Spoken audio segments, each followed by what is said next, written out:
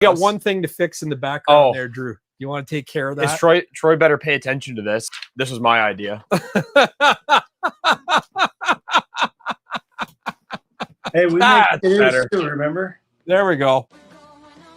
Welcome to Snowmobile Sessions Live on YouTube and your favorite podcast platforms. It's the #1 destination to learn about snowmobiling, network with other sledders, and have an awesome time doing it. We'll meet other snowmobilers that share your passion and show your fan photos along the way. Snowmobile Sessions Live. Enjoy the ride. It's a journey for life, and I'm your ride. Hang on. There we go. That's better. We got the argument. So we're here tonight with Troy. Thank you, everybody in the chat, for your patience tonight while we tried to sort out Go to comments if there's anybody even here. There we're getting the guys coming back over. Well, we're trying to sort out some of the technology. I actually would like to start with that. I want to go through and just, because there's some people that will still be joining, but to go back to the chat, Just Fly Low, LaPointe Ski, 800R, Ron Kestalu, Uncle Buck, Chris Watson, All Terrain TV, Don Maloney, Renegade X, Tim Druin, DD, Doug P, Michael DeJulio, Jay Duran, Iron Moose, Olive Garnham, Elder Santos, Corey Brock, Rob Overholt, Kelly Maloney, and Dan Smith were all sending their messages and actually staying engaged with each other when there was nothing on their screen. So thank you very much for bearing with us, guys, as we figured out our issues. And what, you asked a question to the chat? Yes, actually I did. And I was going to be a part of our roll call, but now I got to find all the comments. So I decided to just, while we were waiting, oh my gosh, look at that. I can't even. Sorry, guys. Bear with me now. The chats are so old, it won't even show me them on this. Okay, yeah. You asked what your favorite Arctic Cat snowmobile was. And I can still see some of the answers. Yeah, what were some of the answers there? Ron Kesslut said F7s. They were super fast, beat most of the 800s of the day. Elder Santos agreed with him, saying F7 Firecat, sexy. There were some cool answers, but then everyone just started talking about the F7 for a while. F7's rock. Yeah. Yeah, like I can't even see any of the messages because they're so old. Oh, there we go. Because there's so many. You guys sent more messages than you did, I think, during most of our shows. Just in there, but down here. If I go to top, that's brought to you by Koala Pieces. You deserve better. Tired of dealing with worn out carbides and scratchers that just won't scratch your itch? You deserve better. It's time to upgrade your ride with Koala Pieces. Koala Pieces is the leader in specialized snowmobile accessories, bringing you innovative products that solve the everyday problems we all face on the trails. From their durable, long-lasting carbides, Trailblazer ice scratchers, to their ingenious roller ski, Koala Pieces has redefined quality and performance. Have a taste of their specialized carbides at koalapieces.com and take your snowmobile to the next level. So we don't have, because we're using this different format, we don't have any of the sponsor slides. So I want to thank Koala Pieces for your support. Fast Track snowmobile traction products are the fan photos we brought out there, and Trail Link, of course. And we got to use the Trail Link products this weekend. And we'll talk about discount codes quick? Yeah, Snow for Snowbrats for Trail Link at traillink.ca, and use code SNOW at Fast Track to get your free installation tool kit for sure. And Koala Pieces, just email them, tell them to get a discount code for the Mud Brats. Tell them to send you. So Troy, it's been a big times for Arctic Cat in the last year. You want to talk about, the I guess you could say the fall and re-rise of Arctic Cat through your eyes? Yeah. Can you hear me all right? I can. All right. Perfect. Yeah, no, it's been a wild ride for the last, little over a year, but this time last year we weren't sure what was going to happen. We kind of started back in I think it was November last year when they Textron decided they were going to cease production or kind of become more of a sustaining force, so we would be kind of an aftermarket, or so really taking care of the customers that already bought our product, for service parts and warranty and stuff like that. But we had no future on the horizon for production. So it was pretty tough around here. except for our guys continue to work, obviously, because we had a lot of optimism that somebody was going to take on us because of the passion for the brand. So many people just did not want to see Arctic Cat die. And I had extreme amount of, I'm a glass half full person. So I was pretty optimistic, and I'd had, some information that I kind of knew that maybe there was some opportunities. So we continued to work. Our engineering team worked really hard on continued development and improvements. We'd only been in the catalyst out in production for 24 and 25 mile years. So we were just getting into the 25 season of people riding and stuff. And, so we were seeing some things there that we were addressing, and then also working on mile year 26 and 27 beyond. So our guys it was getting harder and harder just because, as it was publicly traded company. So every time there was a reduction of workforce, they had to communicate that to the outside world. And even our own people, they have this thing in our state that when a company is shutting down, you have to give a 60-day notice that your job's going to be gone. So people were given a 60-day notice later on before we actually had a buyer, somebody that wanted to take on the company. So, I was kind of going around and telling people, don't worry, things are going to happen. But Textron had to give that notice. So, anybody, it would be tough to get a 60-day notice and still not be concerned that they may not have a job, or they may have a job. So it was tough, but people stuck it out, and Brad and his team stepped up and acquired the company, which is ironic, is they acquired it. Technically, the deal was done on April 23rd, which is kind of historic for Arctic Cat, in that Arctic Cat became Arctic Cat April 23rd in 1962.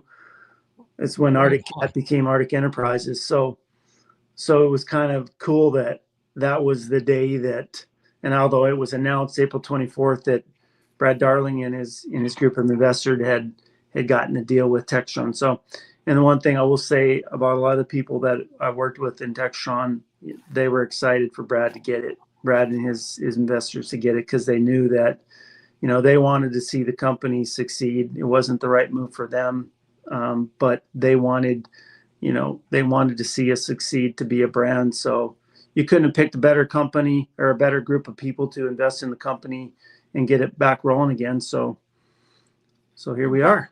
Yeah, Brad Darling, was he the person that kind of kicked off the racing program back in the day? What was his involvement in Arctic Cat? No, well, Brad going back, Brad started, he was a sales guy up in Canada. He's a district sales manager. He'd also come through, his family owns a dealership up there. And so he grew up in a dealership, became a sales guy, and was our DSM. Then he was the Canadian national sales manager. And then I think it would have been back in like 2010, 2011 timeframe. It would have been 2010, 2011. He became the VP and general manager of Arctic Cat Snowmobiles. So he was my boss back then. So we've kind of maintained a relationship throughout the years. We'd see each other at heydays and stuff like that, or every once in a while I'd give him a call and see how he's doing, and seeing if he misses snowmobiles or not. But he did, I think, because he bought snowmobiles when he wasn't part of our company. After he left Arctic Cat in, I think it would have been in 2015, something like that. Don't quote me on it, but yeah.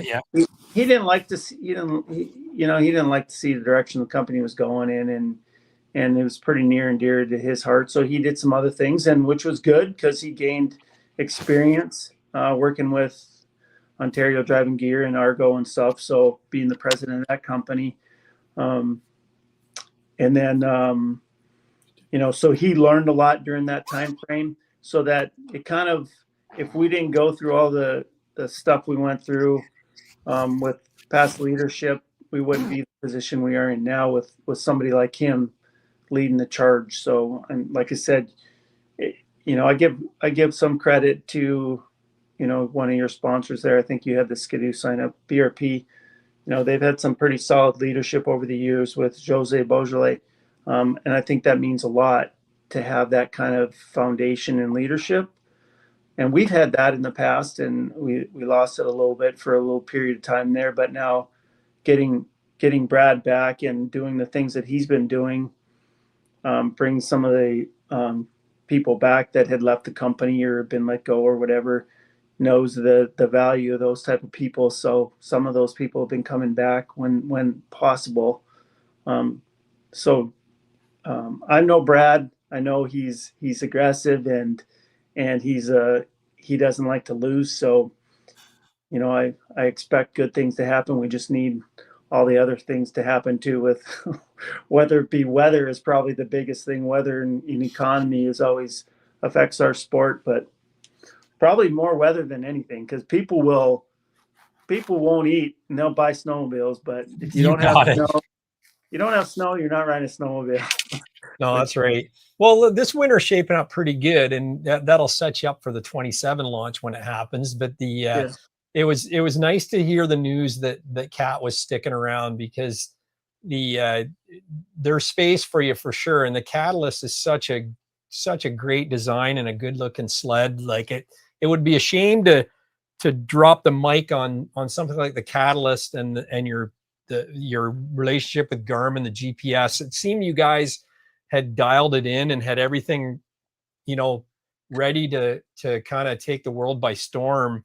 And then the news came that it was, potentially no longer going to happen. Yeah, it was a gut punch, obviously, especially like you said, that we started working on the Catalyst. It's been a culmination of a lot of different platforms throughout the year. And, I started in 97. So I started out as a product engineer on the ZRT 600 and 800 and the Thundercat. And one of my first model was the 98 Thundercat when we put the 1000 in there. And that thing was pretty cool. That was a pretty fast sled, handled extremely well. And then I was the product engineer when we moved to the aluminum chassis on the Thundercat with the 1000. But then around that time frame, I moved over and started working for Kirk Hibbert, what we call the ZR team. So I was the product engineer for the ZRs starting in 98, the 98 ZR. Kirk and Ron Bergman, they focused a lot on that 98 ZR 440 Snow Pro. And then I kind of helped out on the rest of the stuff with the ZR 600, and we had the 700 and stuff like that. And so I got to learn a lot working with those guys and managing projects and stuff, which was pretty cool because they were so focused on the race sled. So I had to do a lot of the other stuff, which gave me a lot of experience with the company, which was cool. And it's, working on the ZRs and working with guys like Kirk and Ron. And it was a great way to learn. And then, you guys were talking about the Firecat, and that was a great project too that I was a part of, because like you said, it was it had its issues obviously when we came out with the F7, but it was fast. And you can have some issues, but if it's fast, people will kind of overlook that a little bit. But that was the first sled that you could, right away we get in a prototype chassis and you go out and run it with that 700 engine, and it was like, wow. I remember I used to drive sleds to work, and the highlight of my day was in the morning when I lived about 5 miles out of town. So I'd drive into the factory and it's ditches the whole way. So 117 miles an hour in a ditch on the way to work will wake you up better than any energy drink and any coffee. So that was pretty cool. So that was a fun project to be on. But throughout the years, then we did I got to focus on race sleds back in 2003, 2004. So Roger Skyme gave me a good opportunity to lead the race development team, which wasn't very many of us, but it was a focused effort. So that was the 2004 snowcross sled that we came out with. So, which was cool working for Roger, because Roger, he said, you got to experience the product. You have to make sure that you know what the customers are seeing and how the sled's going to work. And I was like, well, it's a snowcross sled. How am I going to do? The only way I'm going to be able to do that is if I race it. And he said, okay, go race it then. So I got to race snowcross. And because I was at my age at that time was, I think I was like 36 or something. So I got to race the vet class. So I raced the Minnesota North Regional Vet class and met a great group of guys. In fact, one of the guys was Dan Benham's dad, Dan Benham Sr. We raced together in that vet class, and I actually got the points championship. So I was pretty stoked about that. And then the next year I got to race the national circuit on the vet class. So I was racing against Kirk and Earl Reimer and those guys. This was before, it was 35 plus. Now it's 30 plus. So it's probably a lot more. I know it's a lot more competitive now, but for me, it was a great opportunity because I got to experience the sled on the track and what everybody was seeing. And then moved over after the race seasons.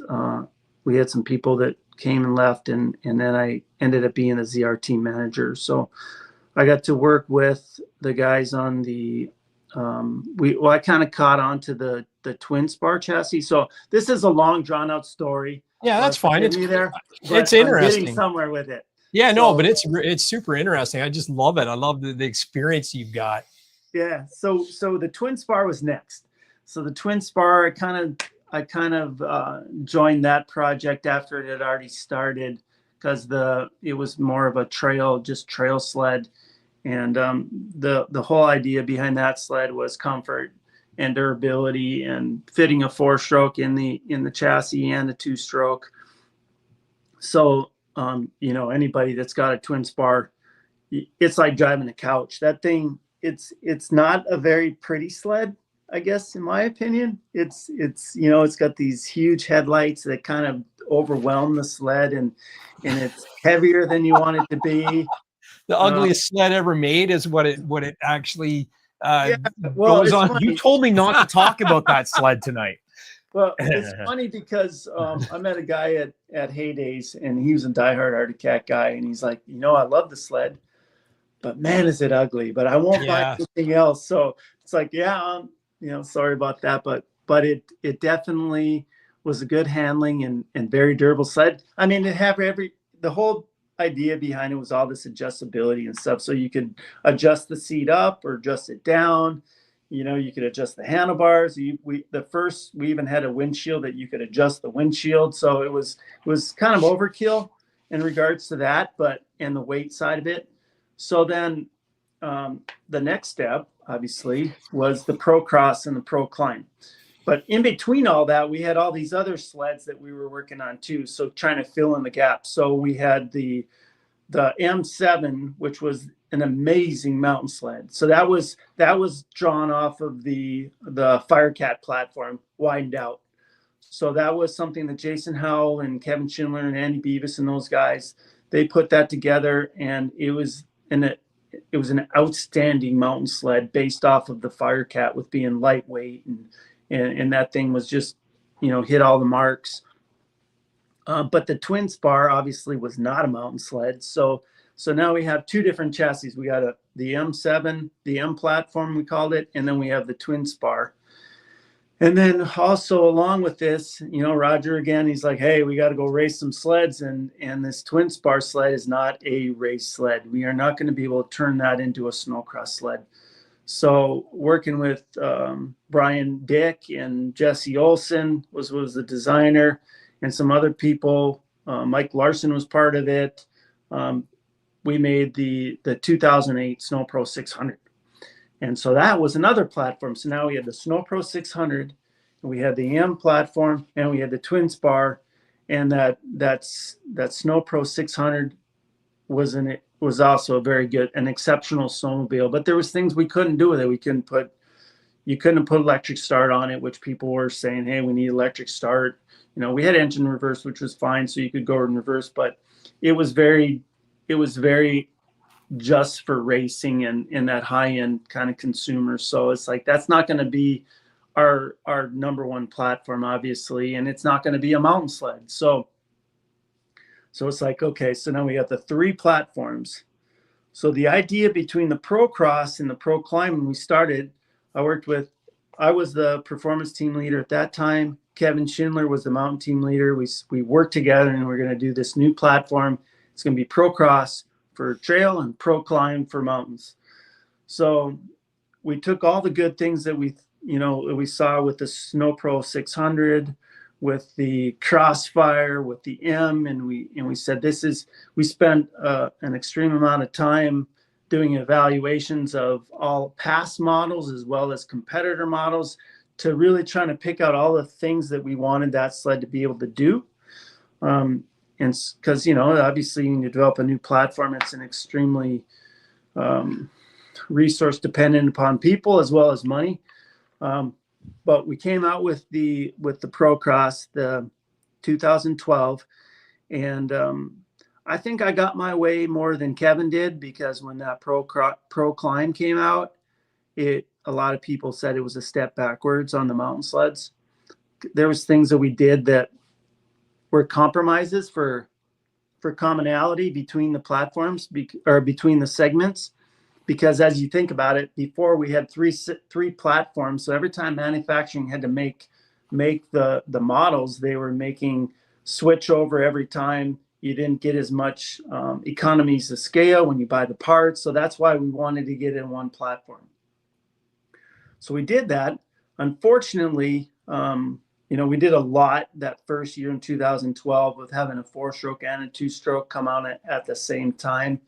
And there were some things that we had to go back on and correct, as we had to live through that, and we really care about what the customer is getting. So we spent a lot of time. The issues we had were reverse on the 4-stroke, and we had belt issues because the belts were getting too hot. So we learned a lot of stuff with the clutching and the drive system to try to get those belt temperatures down. But for the most part, the trail sleds worked really well. The mountain sleds had handling issues. The front end was too wide. The drive shaft was in a position we didn't like. So it's ironic that I got all my good ways on the trail sleds, and then Roger said, "Oh, well, you're going to go work on mountain sleds now." And then Brian Dick came over, and he worked on the trail stuff. So that was a good opportunity for Brian, because we had somebody leave the company. One of the guys left the company, so we had a space to fill. And so I said, yeah, I'll take on the mountains. I enjoy riding in the mountains. Up to that point, we had a test facility out in Island Park. So I got to spend time out there. And obviously my main focus was trail sleds. But when you're in the mountains, what are you going to do? You got to go ride mountain sleds. So I really enjoyed riding mountain sleds and working with the guys out there. So I got put in as the mountain team leader, and which was, a little controversial, because here's a trail guy, performance guy that's now going to work on mountain sleds. Well, I went into it like I wasn't going to be the guy making, deciding what was going to be on the mountain sled, but I worked with guys that knew mountain sleds. Andy Beavis had been with the mountain team since '99, was big part of that M7. We had guys like Shea Smith out in the test facility that's been with developing mountain sleds for many years, and other guys that just had a lot of experience. And so my job really at that time was just to identify the things we needed to work on to make it a better mountain sled. So we used people like Dave McClure and Rob Kincaid and Jason Howell and guys like that. We'd have them ride stuff that, the great thing about a mountain sled is you make small changes can make big dividends, can really make a change on how the sled works. From positioning of the spindles, how the front end geometry works, narrowing up the front end, things like that we focused on and just started knocking it out And so we saw good improvements on the 2013, 2014, 2015, and kept going after those things that we knew were going to make it a better mountain sled. And each year it got better and better, taking weight out. I think probably that year is when we went to the Ascender platform was probably the culmination of all of that, because we got the nice narrowed body style. We got the drive shaft in a position that was given a nice flat approach angle so you can get up on the snow better. And even if you were lower on horsepower, you could beat the competition up the hill just because of how it got up onto the snow. Things like that we did. So that became the Ascender platform. So now we have what we learned from all that between the Pro Cross, and Pro Climb was there's things you need to do differently when it comes to a trail and a mountain sled to make it them the best in their segments. But there's also things that you can be the same on so that you get that economies of scale. So flash forward a little bit now with the Catalyst. With all that in mind, we could still have the Catalyst platform, but know that the front ends are going to be different. The drive shaft location is going to be different. The running board widths are going to be different. You know, all the things that you would want to make it special for the mountains, but not sacrifice the trail or the trail for the mountains. So that came together on the Catalyst. But the other thing that was cool about it was that, things like belt drive, belt drive had already been out there. We tested it before. We didn't have great success with some of our testing earlier. I remember there was a story that Kirk told me one year that, they were, somebody came in and tried to sell us a belt drive and he could take it out and he could break it in 100 yards because he knew you get on the power and you slam on the brakes and you could break that belt. So we were skeptical when we started working on the belt drive that it has to be durable and it can't be just for a mountain sled. Put it on everything because that's where you get the lightweight. Very easy to service. There's no service to it. You don't have to do anything in how we did it. I think what made us successful with the belt drive with trail and mount is our whole mounting system of our engine, our drive and driven clutches coupled together and how they work together. We were able to put a belt drive system in there that is extremely durable. That's one of those things we've not had any issues on. So that was the right way to go on that.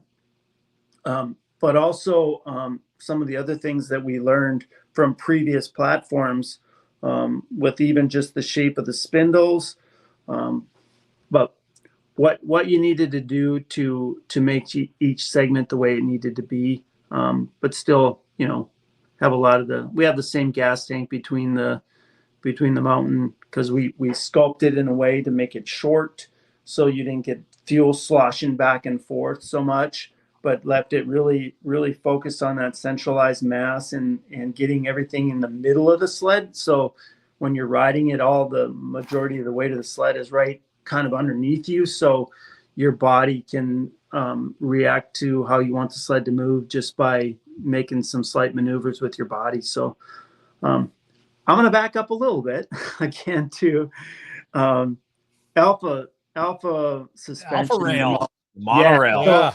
That was another great project that was so much fun to learn about. So when I took over the mountain team, Andy Beavis, he had this idea for this Alpha rail. And he said, hey, I want to do this project.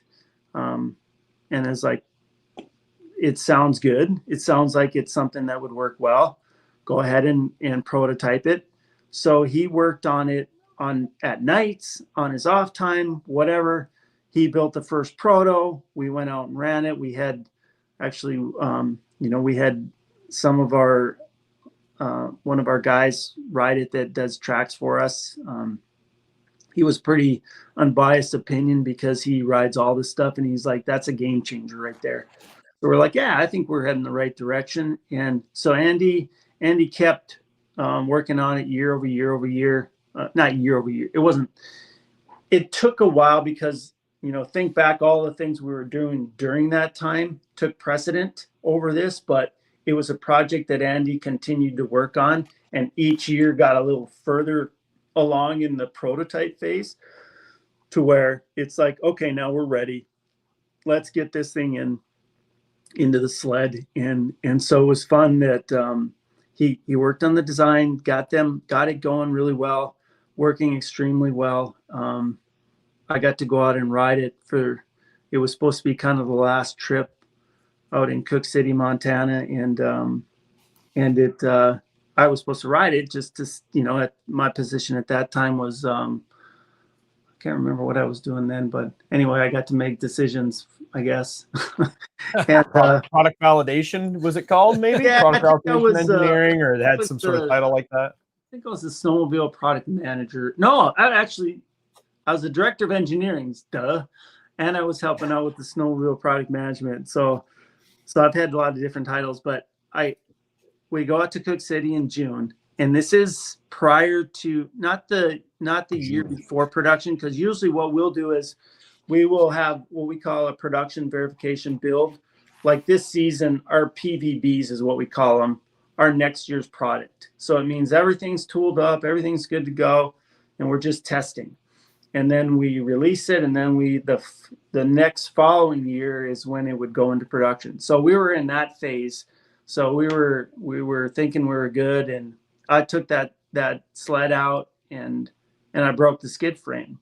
There's a jump out in Cook City I used to always like to take, and I hit it and it broke, and it was a catastrophic break. It wasn't just a little crack. It was demolished.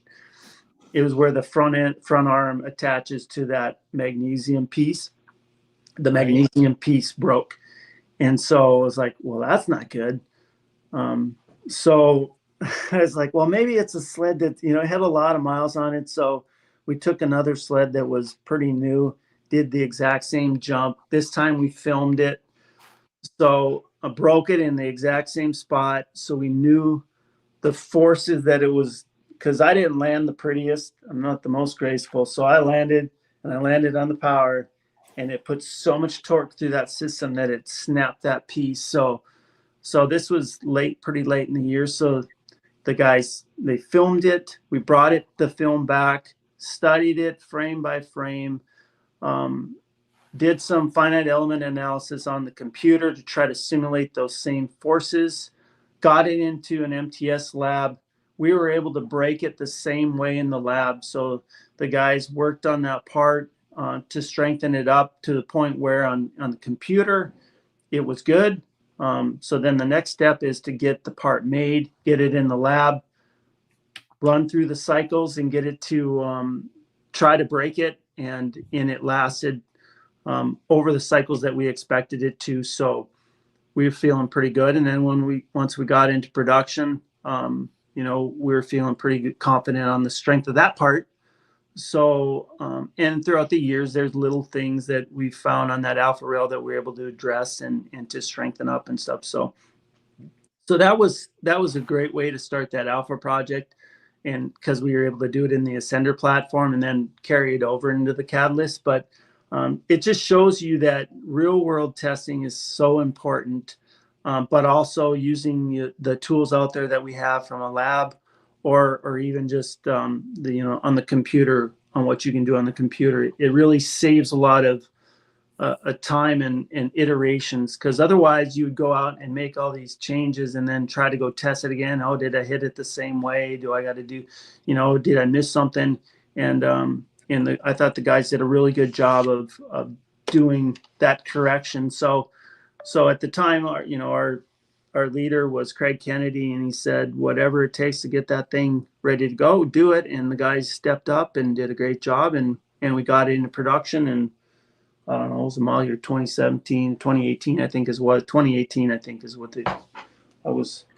didn't want to ask or rely on too many dates because my memory keeps getting worse as I get older. But I think I think 2019 was the alpha suspension. So I'm sure somebody will correct me if I'm wrong. But they'll know in the chat for sure. Yeah. So that. So we got that in the Catalyst. So we were pretty excited, And then now this year, we release in the 2026s. the HCR and the HCX with the twin rail, because, there's guys out there that maybe don't necessarily want an alpha. They'd like the twin rail. It is different to ride. I will say that, when I was on the mountain team, I personally didn't like the alpha as much as a twin rail because it was so easy to overcorrect. When you're riding a mountain sled and you're hopping from running board to running board, and some of the conditions you're in, you're working to get it on its edge, and on that alpha, it's so easy to get just to tip over. So I was like, man, I suck. I'm such a bad rider. I can't ride this thing very well. And what it took was for me to step away from it for a while, because my job changed. I ended up working in the factory. I was running the factory for 2.5 years. So when I came back to engineering and then spent more time on just the alpha, or I didn't have that, the twin rail, I was like, yeah, shit, this thing works so good. It's why would you want a twin rail? But I get it, why you'd want a twin rail in certain conditions. And it's kind of one of those deals like, somebody wants a twin rail, great, we have it. It's easy. It's not easy to do, but it's something we've done before, and we actually upgraded it with the release of the HCR and the HCX by putting full bracing on there on the rails, because I've bent rails too in my day. I've hit that same jump that I broke on the alpha. I bent the shit. Pardon my language. I bent. Yeah, that's fine. Yeah, no, I bent the crap out of a set of mountain rails. So it's important to get that bracing in there and to make it strong. So now we have the best of both worlds. We have the alpha for the deep snow and guys that really love that alphas, because there's a lot of them out there. And then we have the twin rail models that actually share the same shocks, which works really well for us from a purchasing standpoint. So we got the alpha and we got the HCX and the HCR with the twin rails. So cool. We got some pictures of those coming together. Yeah, we got some pictures of those coming up as well. It's dynamite. Like you were saying, like it's like Arctic Cat had a fairly small market share, but you go. This is going back to the early part of your conversation. Your fan base, your loyalty was huge. Like I can't think of another brand that I think it started the wearing the big cat on the Team Arctic. The big stuff. Remember that the ZRT leathers too, that everybody still has their ZRT leathers. I don't know how, but you don't see like no one goes out wearing their old Skidoos like at the shows like heydays. Yeah. But like I see people with like Arctic Cat stickers all over their trucks. And like, I think that the bleeding green, it's like it's like the most passionate fan base in snowmobiling. Yeah. And it's not without reason. Arctic Cat has had some good innovations over the years. Things like the monorail, the Firecat, like the amount of people. Have you got to say your line? What Dean said about the Firecat? Oh yeah, Dean, I say it every week. His buddy's Dean's favorite day was when his buddy sold his Firecat because he had a Skidoo 800, and he said the best day of my life was the day my buddy sold his F7. It's just stuff like that. I got that story on that. So every year we do this event called Snowshoot, and it's used to be called Road Reports. And when all the magazines or all the manufacturers get together and all the magazines get to come ride the new product before it's released, and invariably every year, we have a pretty good relationship with the Skidoo guys, the Skidoo engineers, and we always want to get out there because we get out there early and we're basically getting the sled set up and tuned up so it's running its best for when the media gets to ride it. So, when we all had 800, the 800 stand-ups, the big thing was go out and race each other, 800 to 800. And, it was always close with Skidoo because they do a good job with their engines and calibration. And it was kind of back and forth on who would win. We'd do the old get side by side and nod your head and take off. And when we came out with the Firecat, that was the last time Skidoo wanted to race us. Yeah, it's true story. So that was pretty cool. Yeah, no, it's very it has a reputation, man. And there were some questions in the chat about: are we going to see a Firecat? Are we going to see another F7?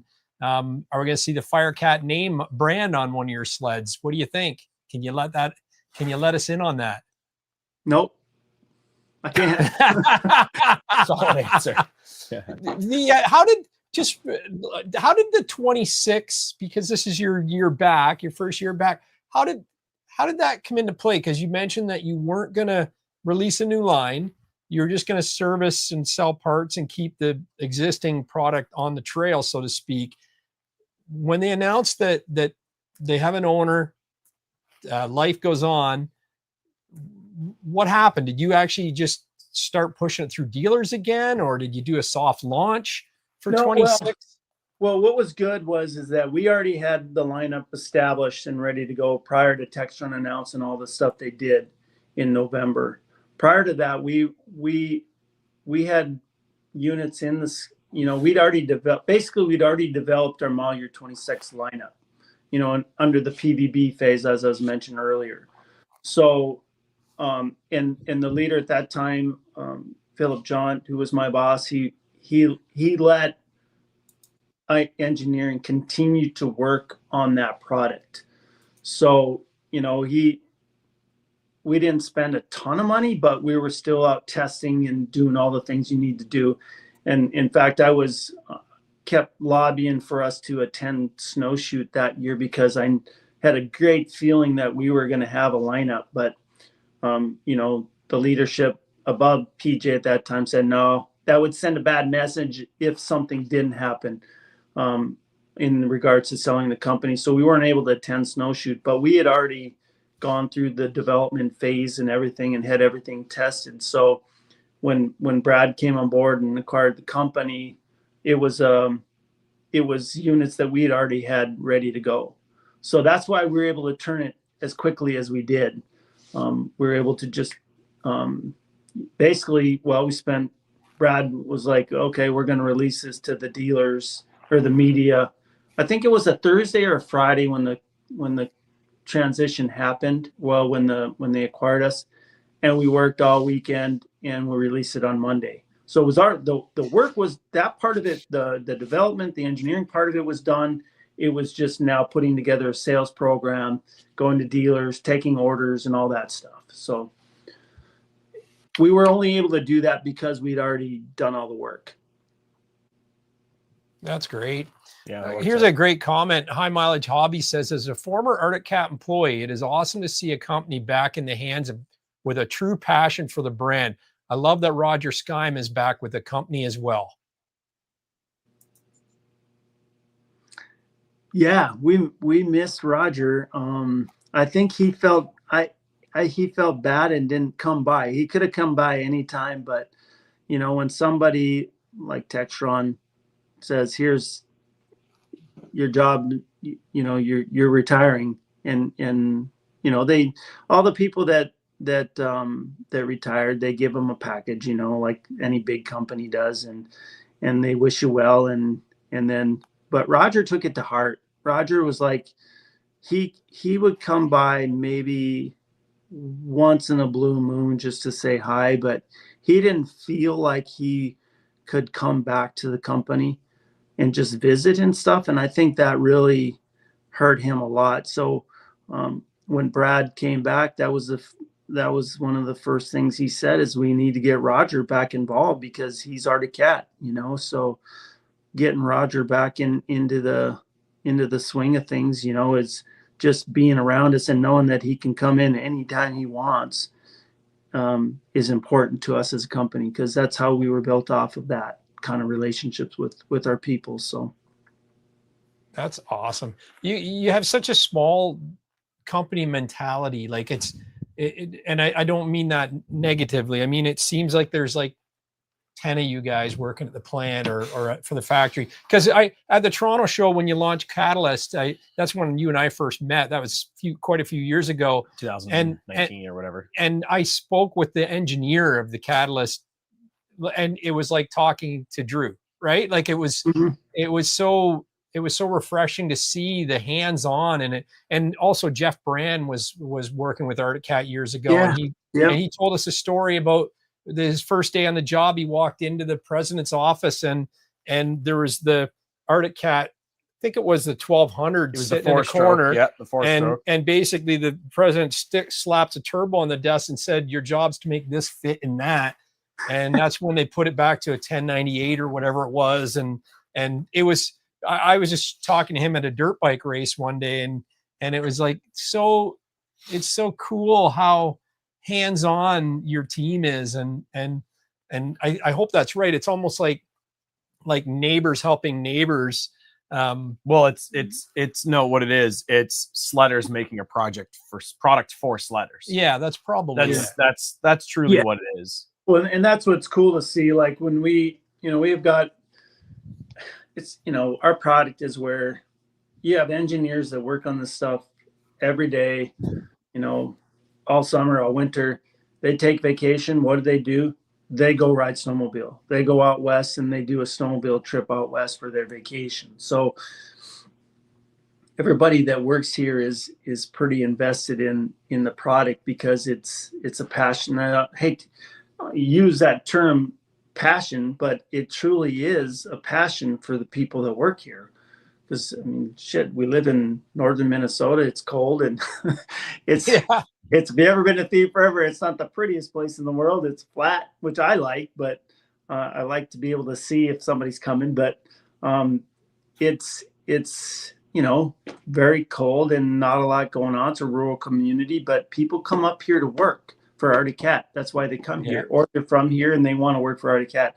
My story was, I grew up with Arctic Cat. My dad was in fiberglass engineering throughout all the 70s. He's one of the last guys to leave when they went bankrupt in 82. And when I graduated high school in 85. And the first thing I did was went up to the unemployment office to apply for a job at Arctic Cat because they were just getting started again. This would have been, 85. So they didn't call me, but the Marine Corps recruiter called me like that next Wednesday and said, hey, told me all about the Marine Corps. And I'd already, kind of wanted to do it anyway. But at first, my first goal was just to get a job and work. And when Arctic didn't call me, I went with the Marine Corps. And it's funny because I was on a delayed entry program, and the Marine Corps the Arctic Cat called me halfway through that and said, hey, you still looking for a job? I'm like, no, sorry, I'm committed now. So I spent 6 years in the Marine Corps and got my used my GI Bill once I got out, got my degree, and sent a letter to Arctic Cat and said, hey, I would love to have a job at Arctic Cat. And they gave me a call, and then I came here. But it was funny because years later, I don't know, I got a copy of one of the letter of application, or the cover letter that I had sent. Roger had gotten, and back then, those were the days when you didn't have email and stuff like that. So everything was written in a memo and then divvied out to all the managers. And I got the copy where Roger wrote on the top, hey, isn't this Kenny's boy? And that's my dad. So my dad used to work with Roger. So that's how we are as a company. We've got a lot of kind of roots from a lot of different people. So I guess my dad is the one that got me the job. It wasn't on my own merits. It was my dad's. Yeah, that's awesome. That is awesome. Yeah, a couple other comments here. When do we expect to see a 27 release? Well, generally, when the 27 release will be around that end of February, beginning of March timeframe is when we generally do it. I think that's kind of the plan. Without giving out anything, it's normal for every year. That's what we end up doing. So, without even giving any specific dates, I would say it's around that timeframe. Yeah, right on. A Sunset Trail rider saw an 858 on the trail tonight, and they look pretty sweet.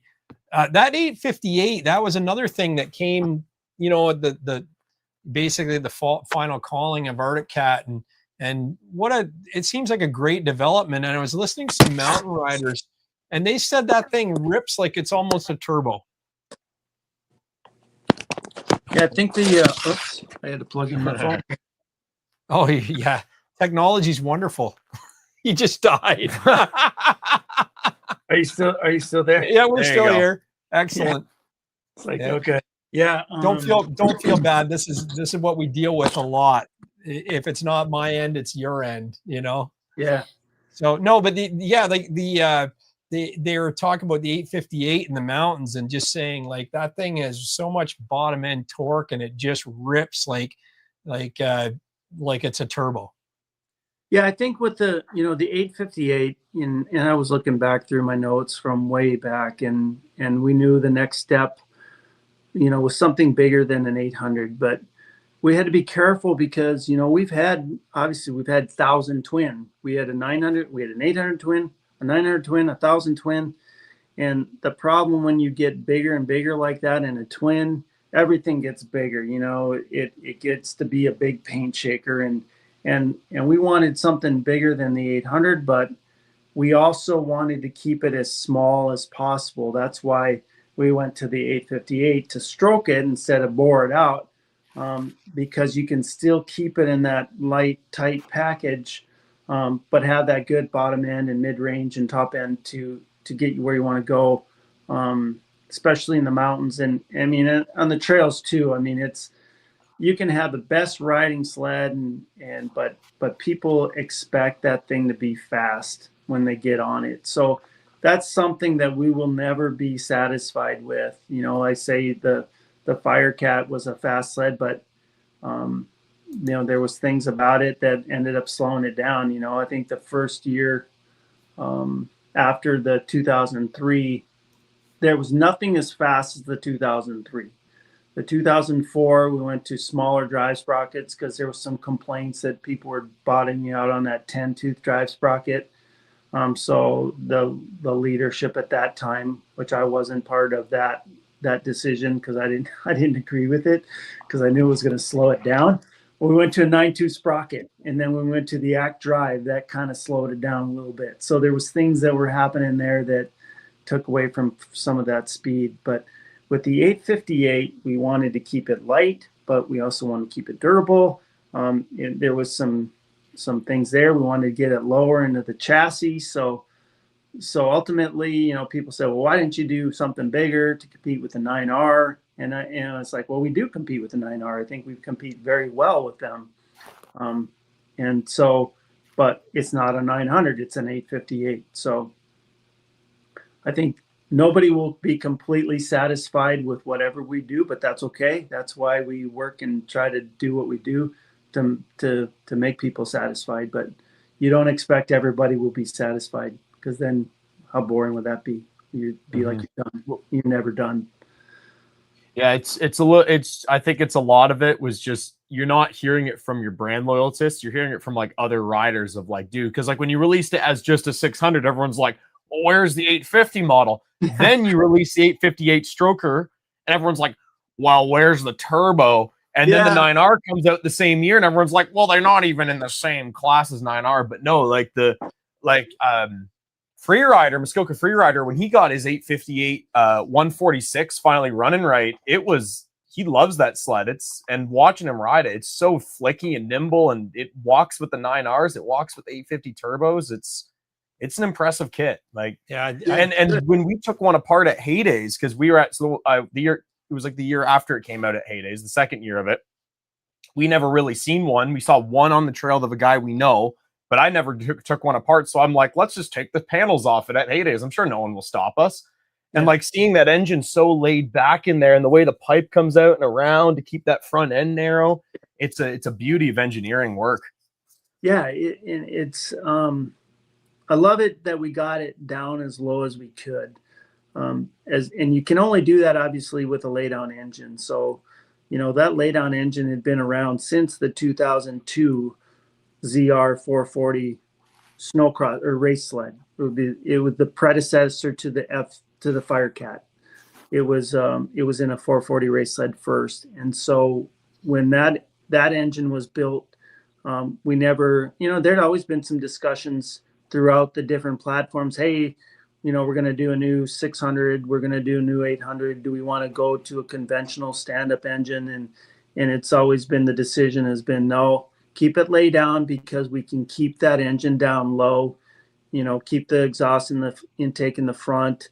It's a little trickier doing an air intake system when you have that thing in front, but the value of that is that now instead of that space of air box that you'll need right below you, we have gas tank. So that's giving you that, air doesn't weigh anything. Air box weighs a little bit, but it's down low. So really sticking to that idea of having a lay down engine was important. And that's what was pretty cool about being able to, hopefully I don't lose you here because I got low power again, but no problem. It's kind of one of those deals where I heard a story, I think I read one of the books of the Legends book, but way back when Roger Skine developed the slide rail suspension, there was a controversy there that should it be bogey wheels or should it be slide rails? And Edgar Hetteen sold the company to Lowell Swenson, and Edgar's one wish was don't give up on the slide rail suspension, because there was talk about just sticking with bogey wheels, and they stuck with the slide rails, and now look, everything's got slide rails. So yeah. I love this comment, Michael DeJulio. This is great information on cat. Wow. All free. Yep. There you go. Well, it's you can buy a channel membership, Michael, and that'll if you want to pay for this information, and that'll help everybody out. No, that's really good. Some of the other thing is again, LaPointe Skate Under Dar said it's nice to see such a tightly knit group, and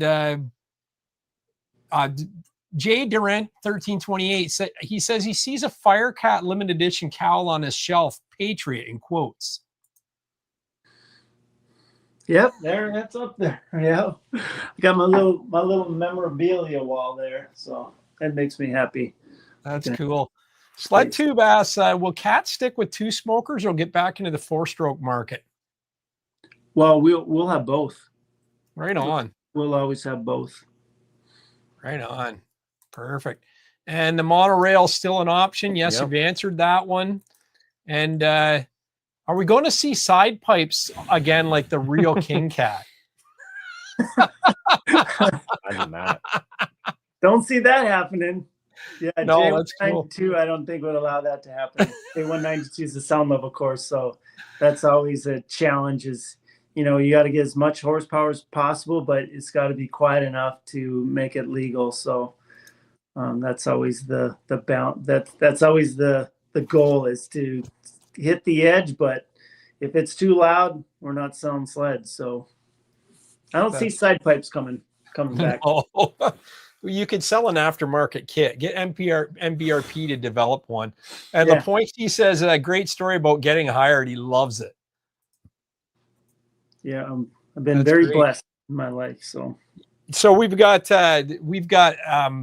we'll go to the fan photos now, but and that'll help answer this question. We've seen the cat leopard seat. So we've got an answer to this one coming up in the photos. Fan photos are brought to you by Fast Track Snowmobile Traction. This season, quit sliding sideways on the ice and losing races to your buddies. A Fast Track stud kit will help you with improved braking and give you the arm-ripping acceleration you crave. I put over 3,000 clicks last season on my Renegade 850, and I'll tell you, these studs exceeded my expectations. Not one broken stud, my idler wheels still look like new, and they hooked up like I was on rails in the twisties, inspiring confidence every ride. Fast Track Top Gun kits are the highest rated stud kit at 4.9 stars with over 230 reviews. The studs are heat treated stainless, so they are strong and they don't rust. The kit is lighter, easier on the track, and has a lifetime warranty against breaking. Each kit comes with a track-specific template for complete balance with over double the scratch lines from stock templates. All listeners, when purchasing a stud kit, can get a free install kit, a $30 value. Visit fasttrack.co, add both products to the cart, and use the coupon code SNOW at the checkout. That's fasttrac.co. This is my picture here. Elder Santos and I, we went for a rip on Sunday to the Cowbell Brewery, and it was one of those things we're supposed to meet up with BAM Customs, and he was under the weather, so he said, I can't make it. We already started a ride to his house, and I turned to Elder and said, we can go anywhere you want. And he said, well, let's head like east. And I said, well, you want to go to Blythe and have lunch at Cowbell? And he said, sure. So we did. So, but look at that, Troy. Wouldn't that wrap on the left look so good on a Catalyst? I can't see it very well. Oh, you can't? It's my teeth and my Bullwinkle moose wrap. We usually have a spare hood in Yeah. It's not. No, the hood's out in the garage. So you'll have to watch a replay and you can pick that one out. It's pretty cool. There's some stuff out there that people do that is just amazing. I mean, they can make their sleds look so good. So our stylist, he probably gets a little miffed because he spends a lot of time trying to make it look as good as possible. But then always somebody rips everything off and does their own thing, which is cool. Because I've seen some really nice sleds out there that people take a lot of time and care in putting their wraps on. There's like 1,000 different decals that they got to put into all the spaces, and they love doing it. And the sleds look amazing once they're done. So it's pretty cool to see. Yeah, I love just going on this because I try and make it look like an animal. The headlight design on the Catalyst is something that I've loved since I first set eyes on it, and it just looks like a raised eyebrow, right? Like yeah. it looks animated, and that's what I'm saying. Like that wrap would be so sick on an Arctic Cat. So maybe we'll see that one day. Oh, yeah. But yeah, so yeah, we had a great ride. Trails were awesome. Like we parked here right on the edge of one of the groomed trails, and in the morning, there were some comments on the Snowmobile Sessions Facebook behind the bar group chat, and there was a few comments saying they were out riding yesterday and that they had the trails to themselves. And it was the same with us. On the way there, we basically seen, you could count them on one hand, but after we got rolling in the afternoon, it got quite a bit busier. I think people trying to get that last fix in before the warm up. Oh. And Yeah. it's another shot, different angle. I wanted to get the sleds in the shot. Where you guys up in where do you ride, did you say? So this is Southern Ontario. Yeah. Okay. So yeah, Just like kind of southwest of Toronto-ish. So like usually our snow is pretty crap, but now we've had 2 good seasons. We're on our second good season in a row, which is pretty amazing for us because typically we don't even get a couple 100 kilometers around us a season. You may get up towards of 1,000 a season, but like you can already do 10,000 kilometers in this area this year so far. Like people have put insane miles on. So it's really rare that we have seasons like this, especially for January 5th of the new year. Yeah. So and you guys had got the short end of the stick here 2 seasons ago, right, where you didn't have any snow and less wasn't too bad, but we finally got snow here in Thief River in Minnesota. It's been really good. In fact, it was pretty cool to see that first snowcross race over in Ironwood. We drove from Thief River over to Ironwood, which is in the UP, and there was snow the entire way, which is kind of rare that time of year. But it's pretty cool to see that, we're getting that band of snow coming across. We do still need snow out west. Obviously, they haven't gotten as well as they normally do, so that's a bummer. But I know you guys getting snow, New York, and those areas. There's a lot of folks out there that love snowmobiling, so we love it when they can get out there and ride their product. So yeah, for sure. And if you follow Cowbell Brewing Company, you will see Elder and I's snowmobile on the reel or Facebook story. And one of the things that surprised us is they took 10% off our bill, and we didn't see the poster until we were leaving. But yeah, if you ride your sled all season to Cowbell, you'll get 10% off your food. So nice. It's pretty awesome. I'm not sure if it applies to drinks, but definitely with food it did. And then Trail Link, we had the units on the sleds, and it was one of those things that I was the red one, and Elder was the yellow. And we always talk about setup, and I've had people ask me how easy they are to set up. And I didn't tell Elder this, but he'll be listening now. But I kind of did a guinea pig test with him.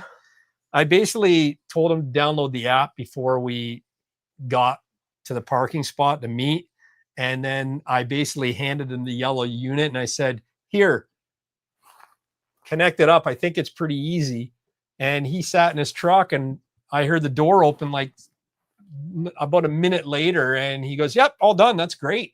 And it was like, it was that easy. It was like kind of shocked me. Right. And it's, yeah, so it was, he didn't see the unit before. He hasn't, where I've actually worked with the unit before, and it worked well. So mine on the top, you'll see in the middle, the yellow is him and the green means he's connected. The 2 green on the outer is me connected, and the 2 red dots is myself. And you see on his, the yellow, he's got a red with a green light and that's connected. And I was saying in our group chat last night how accurate this thing is, because Elder went off he kind of missed the turn, zigged, and he zagged and he went straight, and it shows exactly where he turned the sled around and got back on the trail. And the red there is me kind of walking to get him out to help him get unstuck. So he says it was a piece of cake, super easy. So it was really cool. So you can see there, help requested. And on the way home, it was kind of funny because I said, we're heading back 144K. And I go, I'm not going to stop for a pee break until I see the trail link light up. Out on the trails, connection matters. Okay. That's where TrailLink comes in. TrailLink is the off-grid buddy tracking system that keeps your group connected even when cell service can't. Quickly find and notify your crew if you need help with long-range performance up to 10 kilometers on open ice and 1 to 2 kilometers through hills and trees. TrailLink is built on a mesh network that links up to 20 riders with a long-lasting battery and a bright display showing group connection and alerts. TrailLink keeps you connected when it matters most. Glad you're all right, buddy. So brap on over to traillink.ca, trailink.ca, and use the coupon code SNOWBRATS at the checkout, and you'll receive 25% off your purchase. So, we didn't have to stop on the way home, but it would have been funny to see that thing light up for a pit stop. So yeah, thanks TrailLink. That was awesome. We're going to be using these all season. So it's really cool. Now we're going to get into the fan photos here. So Right we've here, got, buddy. is that it there? Is that a new one? Yeah. Happy holidays from Dave W. Yeah. So he says, happy holidays. And you recognize that chalet? Yeah. That's out near on, if you're going to Cowbell, that's on the way. And that's his little 650. VR. Yeah. Chris Watson says, hey, Gary and Drew, Mother Nature's making up for 2 bad starts of seasons. A lot of great riding getting done. And he sent us a bunch of great pictures if you want to scroll through these. And he's at one of our favorite spots. Oh, this is a different lookout. I was thinking this was Devil's Mountain, but that's another nice one. You'll have to let us know where that one is, Chris, in the chat, post it up. But yeah, Quebec has got some awesome stuff. Well, that'd be the name Montagne Noir. That's probably it. Black Mountain. Cool. So that's cool. And he's pointing which way it is. So really good, Chris. Thanks for sending these in. That's awesome. His gang has a lot of fun on the trails too. I love them. I don't see any barbecue this time around. No, I bet there's a barbecue involved though. All Train TV, thanks for sending these pictures in, albeit a little late. I fired him anyway. He says, hi guys, just starting to put together my Mach 1 700 triple. It's going to be sick. I just found an old Goodwin clutch kit you can't find anymore that he ordered. He made a crank touring stand to check all the cranks for run out. The engine will be all stock, but everything is fresh for the most part. He also found out his rev issue, needed a new intake boots, was chasing that for a long time. It was leaking around the bolts, not the carb flange. And the video is on the way. Whoa. Yeah, he's doing a nice job of this. Yeah. I love the coated piston rods and everything and connecting rods, and that looks sweet. Yeah, I love that touring stand he made. There's the shot of it. Cool. That's very cool. So then you can check that it's balanced on both sides. That's really cool. Cool little piece. Yeah, I can't wait to see that. Yeah. Holy. Nice. Yeah, Chris says that was Black Mountain. And then this was kind of neat. Jacob Masser sent this in. He says, Happy New Year, guys. It's Rob. This is Rob's 1988 Skidoo MX. We gifted him it. It's Whoa, pictures whoa, whoa. before and after. We're gifting Rob sleds because you can't get that cheap bugger to buy his own sled at Heyday, so you went out and bought him one. Yeah. Is this Riley making up for spending money on himself at Heyday? I don't know. I was thinking the same thing when they posted it in the chat. That it was like, okay, he was so apprehensive about spending. And did he already get pulled over? The sheriff is already there. I guess the MX has no exhaust on it or something. They loaded it up. But go That's through. cool. That's the before picture, pretty How long- scuffed up. I hope this was a while ago they picked it up. There's grass. Yeah, it could be. And Wisco's in a Who t-shirt. knows? And then this Oh, is Mass Art's nice. magic on the hood. Well, maybe it wasn't Mass Art, but he did a nice. He doesn't job even of look happy. restoring. Yeah, I know. He said he wasn't sure or something was his comments. Well, it's Riley, not- why is the sheriff there? I love that. It's- It's not a Rev So, XS. Good so- for him. That was his first sled, and he Oh, that's cute. That's cool. I guess he tells stories about them all the time, so they had to get What him would one. these have been? A 500 or 440?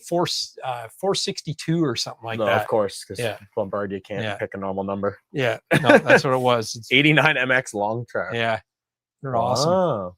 And then Ooh. Kevin Reichson sent this and he says, Happy New Year, Gary. Here's a shot from our Milverton Conestoga family ride on Wow. Friday. His oldest son's 15. He's on the 06, and the youngest is 12, driving the 18.5 600R Yes. with her mom on the back. So that's pretty cool. Best sled that Skidoo's ever made right there. We've ran into these guys on the trail all the Oh, yeah? time. Yeah. You'll Hmm. recognize that sled. Well, Um, see that. Well, again, that's yeah, with the HPG shocks on it. Yeah, That's a yeah, good little sled. Yeah, we've actually seen them when we're out in the trail. Okay. So that's Kevin, thanks for sending those in. That's awesome. Okay. Yeah, now we're into Troy's pictures. It's your time to shine, buddy. If you can't see him very well, then Yeah. we're gonna have to do a little described video action Yeah. for him. There's but- that headlight. I just love that. What's the feeling around the shop around that design? Oh, everybody likes it. Yeah, it was something to give it some character, make it look different from everybody else. It's smaller, it's light, good light. Light meaning lightweight, but Yeah. the light itself is actually very good too. So yeah, it's been great. Yeah, headlights are the key, right? Like everybody spends so much time coming up with they want it to be the brightest but not offensive on the trail, but also a different design. Like you got Polaris's blade, it's a little unique design. Skidoo was late to the party with their LED.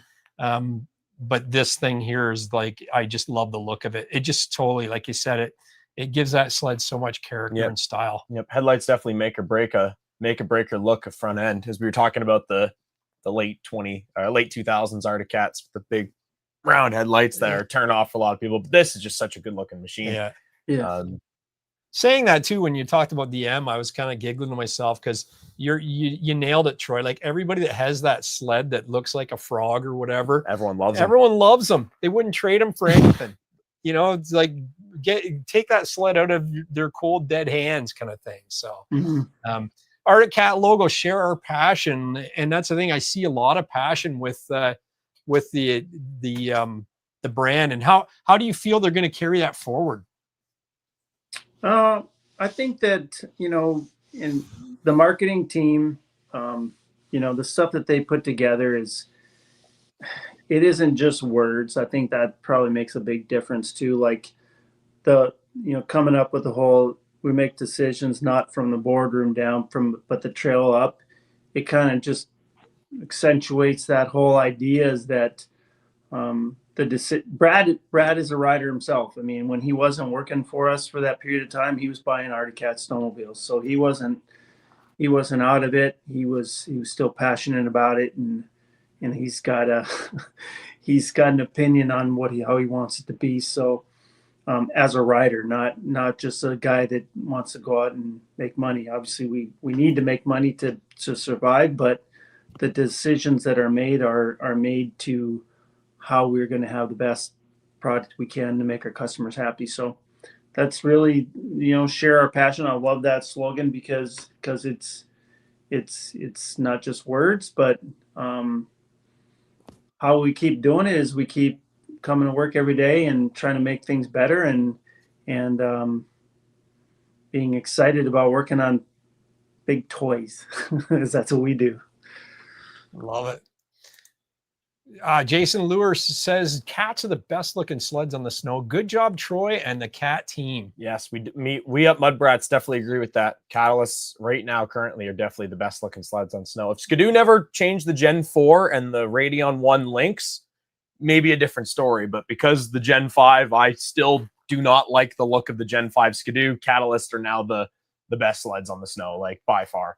I was we're probably going to get to it too, but a guy had a comment earlier about the monorail mountain sled, saying like just kind of how it's like a bit of a goofy gimmick and design, not really gimmick in a negative way, but you know what I mean in the sense of the design of it. But my favorite thing with having that monorail is the tracks on the mountain, the 858 mountain sled is like, it's such an aggressive paddle, and because you don't have the two outside rails, it can just be two thick paddles, just a little bit offset the whole way down the track. Super aggressive and great for the side hilling of it too. You don't have to like fight against the work, because the track can be as flexible as it wants to be on the outside. You can have these big diggers on it, and just is such a cool looking sled front to back. Yeah. And the flash cut tunnel on it looks good too. Yeah, we like it. You can go to the next one there. Yeah, and here we got some photos. This is the HCR 858. Now, you can't look at that picture and say that doesn't look like a badass sled. Yeah, that turned out really well, I thought. Yeah, it was exciting to get that product back out there. You know, our hill climb racers, there'll be some hill climb racers that'll still run the Alpha because they like it. They even the hill climb racing is different, obviously, with the courses different courses where you're in some pretty nasty stuff and having to get through rocks and different things, and catching that edge and holding a side. That's where the Alpha, because as you know, it conforms to the side a little more with the Alpha. It allows it to flex. So having the twin rail will help them in some of those certain conditions. But you know, guys like Tapios and stuff, they love the Alpha. So you know, they'll probably continue racing that too. So it's really just giving options for the customers and making them happy is what we try to do. Do you think Team Black Cats will come back? I don't know. It's it's kind of one of those deals where, you know, we had talked about the Black Cats and love those guys. All the Black Cats are great guys. Not having the Black Cat program had nothing to do with the people that were actually on the Black Cat team. It was really more that, you know, we want to start maybe doing an ambassador program that's not just mountain, you know, so we have some people from the East, from Canada, and then from the West, obviously. So it's really just more about ambassadors and stuff for the brand. So not to say that they'll never come back. It's just, I think that right now we just want to focus on getting the product and getting people out on our product and listen to our customers. So. Right on. Do you want to pull up that thing from Watson there? Yeah. Watson says, good decision partnering with Garmin for the display. How's that going? Oh, that's going really good. I mean, Garmin was, you know, we had different options that we were looking at. You know, Garmin's a big company.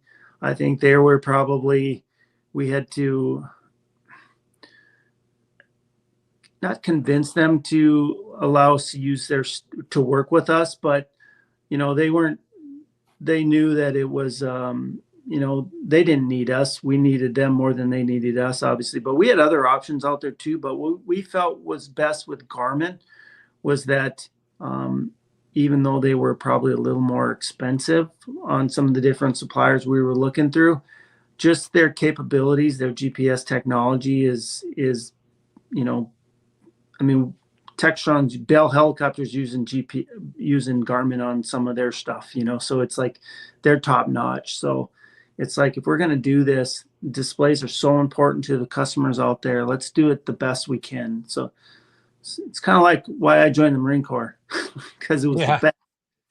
So be the Garmin, best. Yeah. You know, and thank you for your service too, by the way.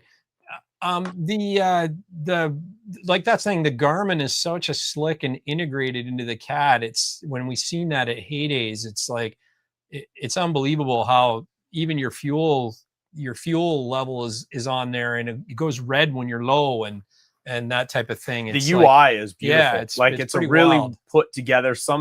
Whatever your team that worked on that gauge in cooperation with Garmin for the GPS stuff, they made that such a beautiful, like it is probably like 7S is great, but the Garmin G8 is just way better. And the 10.25 is still like G8 is the best gauge on the market.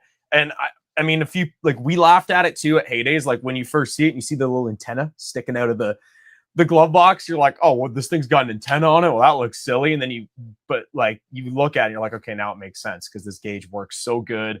And it's just such a good piece of kit, right? Yeah, thank you. Yeah, I think that, I was a little, when, we go back to when we first announced the Catalyst, there was two big questions. Was, well, where's your bigger engine and where's your new display? And it was kind of like, oh crap. Well, we got them coming, but it's going to be a little while. And it was interesting, just the amount of, when people first started talking about having a GPS in a new display and stuff, it was kind of like, there was a lot of people that said, what are you worried about a display for? You're supposed to be riding a snowmobile. You're not looking at a display. But I think what the G8 does in all the displays is that it gives it another element of enjoyment when you ride, because you can look at the maps, you look at the stuff that, like you just showed us before with, you downloaded your route and what you did. It just adds to the whole experience. So it is something that is just, made the sport even that much more fun and enjoyable. So it's been good. I'm a big rider. I'm a big proprietor of riding with headphones as well, and music going through the intercoms, or because we have helmet comms in our helmets and stuff. And I've only been able to borrow sleds with the gauge from Skidoos and all that, but I love being able to connect that and be able to control your music and have the it hooked up. So when you get a phone call, whatever, you can hear it. You get text messages, you can hear it. Skidoos is pretty good. I don't know what the Garmin has for your phone connectivity on that front, but no matter what, that GPS built in is just so kick. It's just a kick app. Yeah, it's been good. Oh, so going from the HCR 154, we got the 146 Hill Climb Extreme. Great graphics on these sleds. Hardcore Extreme. It's hardcore extreme. Hardcore Extreme. Oh, hardcore extreme. I love You're not hardcore unless you live hardcore.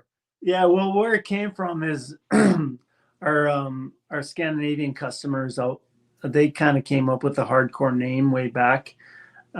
They were looking for a sled that, it was a mountain sled, but they predominantly like the 146s over there. They wanted the twin rail because they felt that in some of their riding conditions that they liked the twin rail the best, but it had to be heavily braced because of some of the stuff they do over there. Had to be able to withstand that. And then also the cooling system, they wanted more cooling. So the cooler on the mount on this HCX is actually a full length tunnel cooler. So it gives them a better cooling in low snow conditions as well. But other than that, it's a mountain sled because it's got the 36-inch front end. And the other thing that was important that they wanted was the lay-down steering post. So the HCX, which is different than any of the other mountain sleds, is that if you understand what I mean when I say a lay-down steering post, it's like all our other mountain sleds have a vertical steering post. So when you're standing and side hilling, the sweep of the handlebars is more side to side. Obviously, on a lay down steering post, that sweep of the bar dips down a little bit. So that's the difference between a Skidoo and a Polaris and Arctic Cat. Polaris and Arctic Cat both have vertical steering posts. It's in a lot of mountain riders like the vertical because they feel that they have better control when they're side hilling. The lay down post is better probably for when you're sitting down and you tucking into a corner and stuff. That bar comes down a little bit. So that's where that HCX comes in. Is it's got a lay down post. Now, if somebody wants a vertical, they can put it in there. That's the great thing about our new Catalyst is that you can have a vertical post, or you can you can have a lay down post based on, because it's a center line post going down to the front of the snowmobile. So that's what was special about the HCX, and some of the people that are coming off of Skidoo, it's also easier for them to ride it because it's a little bit of a learning curve if you go from a lay down post to a vertical post. Some people find it a little awkward, vice versa as well. So there again, that's another one where we're letting the customer, choose what they like. Yeah, right on. Well, I love how flat the nose, like, I guess not flat, but how far back the nose looks on these things because that engine is tipped back. It just frees up so much room, and yet you still have the cab forward handling benefits of this type of sled, right? Yeah, that was the big thing too, and trying to determine what the angle of that front end was going to be from the plastic. And when you don't want the sled to scoop up the snow with the nose, you would rather it goes with the skis, so you're not impacting into the snow and having to, it kind of glides up onto the snow better rather than ramming through it and trying to push through. So there's a lot of thought that went into that that body position and that body angle of the front nose there too. So yeah, right on. Gotta say, just with these first two sleds here, the graphics chose for the hill climb and hardcore sleds are amazing. Like, very good looking sled straight from the factory. I love the colors on this one too. The whites and the grays and the black. Like, it's very unique. It's not just like one flat thing with some stickers on it or a couple flat colors. It's gradients. It looks like an aftermarket wrap is the point. It's cool. The checkered flag is cool. Our stylist does a great job. He's a good out of the box thinker, and sometimes we have to rein him in a little bit. You said stylist. Is it one guy? Right now, yeah, we have a stylist. When we did these, we had two stylists, and the cool thing about it is that they would each do a package to get, they do their own version of what they thought it should be, and then we, as a styling committee, would come in and we would critique it and decide which one we wanted to go. So now we have, we've used multiple stylists, but right now we have one main stylist that we use. So that's would have been his design. Yeah, like, I don't know if it's the same guy that has worked there for years, but that Thundercat, when it came out with the anniversary edition, and it had all the old Arctic Cat logos ghosted in the decal. I remember that. Yeah. When I seen that for the first time, I went, I love, like, I'm a designer by heart, right? And it's like, not an AI designer, a real designer. Yeah, he has a. when I seen that, I went, that got my heart, because it was like, whoever took the time to do that, and then the company to allow that, not that it's taking a risk, but to say, let's do it, or no, we're just going to put a plain Arctic Cat Thundercat graphic on here. We're not going to worry about, giving homage to the heritage of the sled or anything. I thought that was really cool. Yeah. No, it's fun. It's fun doing it, and every year we get to do it over and over again. So yeah, it's nice. Cool. It's nice seeing new stuff, or seeing guys' ideas and how we can get it onto the sled and stuff. So speaking of which, the next sled in the slideshow, the EXT 858 special. Yeah, that was a good one. That was a really fun one too, because that was kind of, harking back to the muscle sled days of the 70s, the muscle car days, with that cool pinnacle purple color, was kind of out there, and the idea behind the EXT special was, because it's something different with the power steering. What else could we do to make it different? And that was getting back to that pinnacle purple with the leopard skin seat and then the silver. Instead of having it, we didn't want to not paint the tunnel, because the tunnel looks, not that it doesn't look bad, but an aluminum tunnel, if you don't clean it and polish it, it can look old and stuff. So that's why it's a painted. Plus, we like paint on tunnels because the snow doesn't stick as easy. Yeah. So you add up all the snow that sticks to a snowmobile, and it adds up. So the more we can keep it from the better we can keep it from shedding, the less weight it is. So yeah, I mean, it all kind of came together with that sled.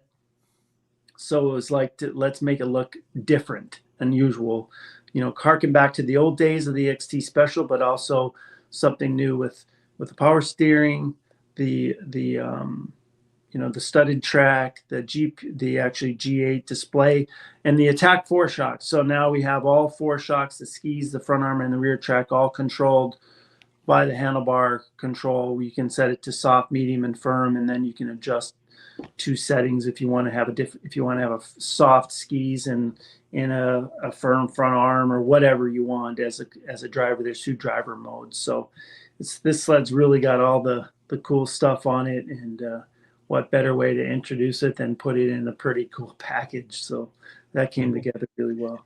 And something my dad just pointed out to me, those are CNA Pro skis on this, right from factory? Yep. We chose to use the CNA Pro skis. CNA Pro skis work extremely well of gripping in the corners. The downside to CNA Pro skis is once you put them on there, it's going to be hard to steer. Now with this, obviously with power steering, that is not even close to an issue. So now you got the best of both worlds. You got easy steering and you're gripping in the corners, both front and back with that studded track. So it truly is a good complement to each other from the front and the back. I mean, these Arctic Cat guys thought of everything. I would have liked to seen the Arctic Cat signature ski tips on there though, with the little hook on them. Yeah. You know what I mean? That's like the cat claws. I would have liked to seen that if you can still go back and add them.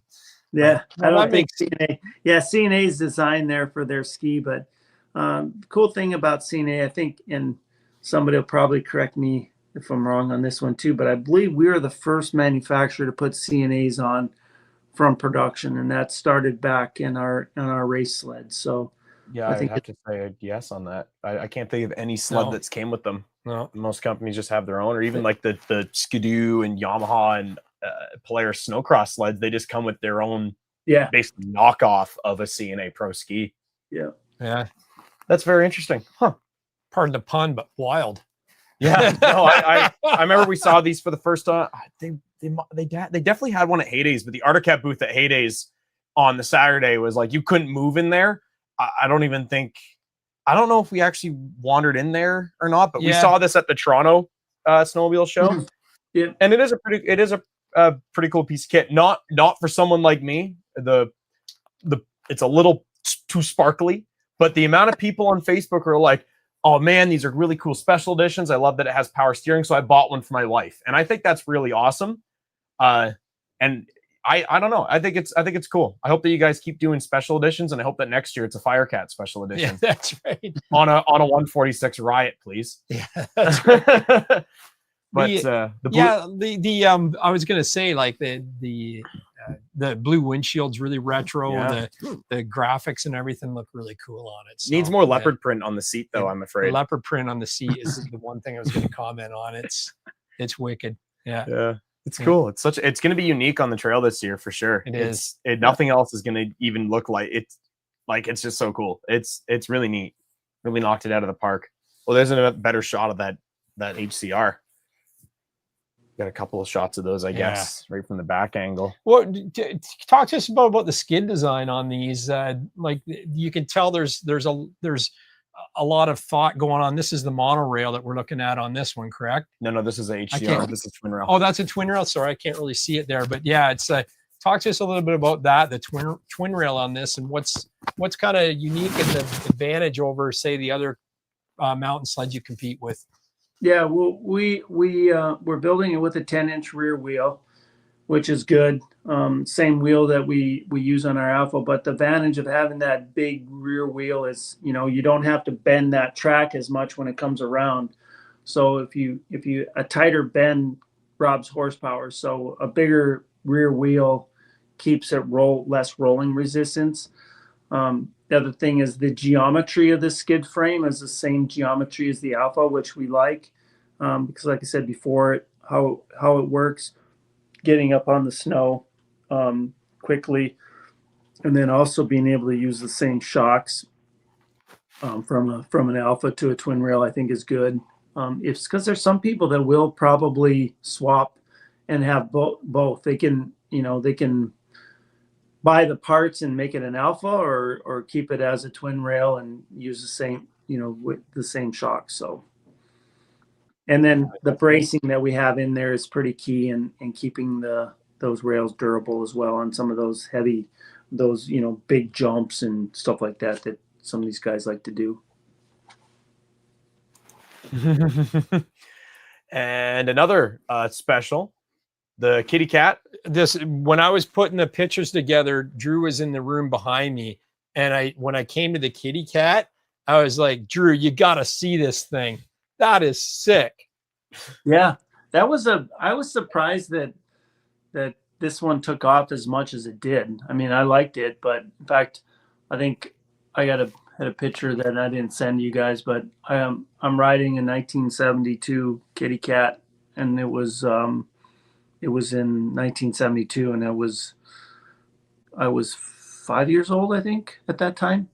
So being able to do this now with this package, it's pretty cool. It's been 50 plus years later since I just turned 59, so I'm getting old, but this was the first one, so when it was a kitty cat. I love it.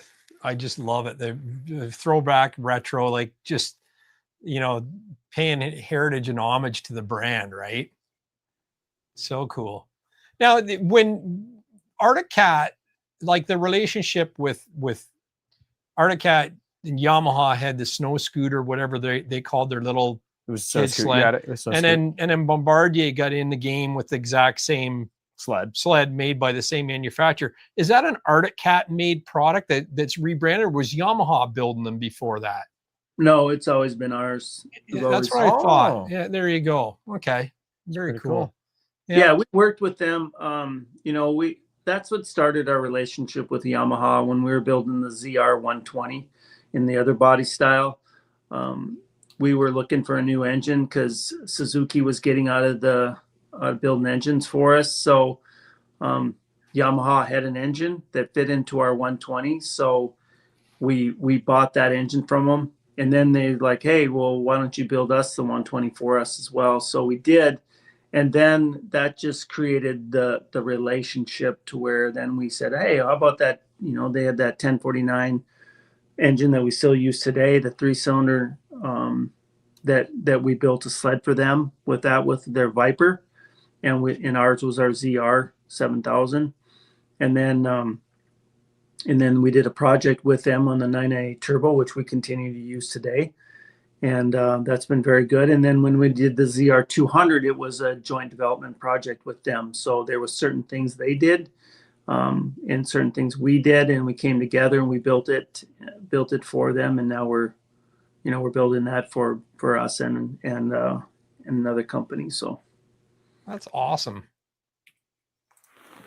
And that's how you succeed, though, too, is like you were saying about the modularity and trying to use as many cross parts as you can. And there's another thing where it's cross brands that you can, right? Like it's going to help you succeed in the long run from a business perspective.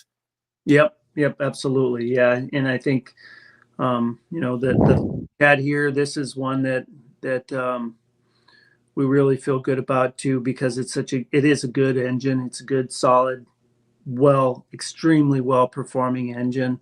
I love riding the Thundercat. The Thundercat and the Riot 9000, those things to me are really the Riot 9000. I don't know if we have a picture of that one, but that's an underrated snowmobile because it's got that 146-inch track, heated seats and all that stuff. And you get on it on a trail and you could, be behind your buddies a little bit and you just flip the throttle and you're right on their tail again. I mean, it's so fast and smooth. It's and especially with the 146-inch track, because you got the traction, but then also you have the it spans the bumps very well.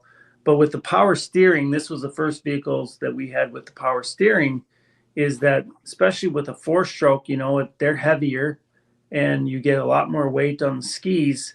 So now when you have power steering, you are turning on a dime. It is just effortless. So that thing is like a Corvette when you're riding it on the trails. So we really, really enjoy that 4-stroke.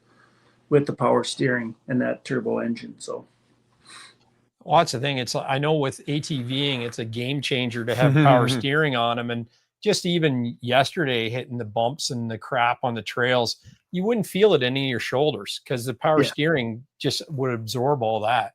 Yeah. Lepoinski took one look at that Thundercat and he said, "This looks cool." I like the lightning decal down the where it splits the green and the black and stuff, and that Thundercat all the way down the side. Yeah, it's very cool. Are we going to see that in a Catalyst? Let's hope. Catalyst gonna have to put some weight on. No problem. That make the nose bit. The nose is gonna get a nose job. I think. Yeah, that'll be cool though. If they good. Another good point of graphics right there too. That's awesome. Love the green, Michael. It's got to be green. Yeah. Oh, picture the facilities.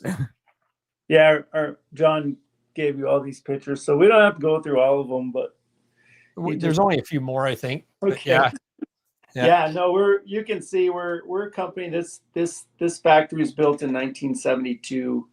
Prior to that, it was in another location, in a much smaller location. So it outgrew that, and then when Arcticat went bankrupt, that building was obviously vacant. It was used for parts storage. So when they started back up again in 83, 84, they were able to get back into that building and obviously it's upgraded, but yet there's still a lot of stuff that's like it was in 1972. So that's kind of cool to see too.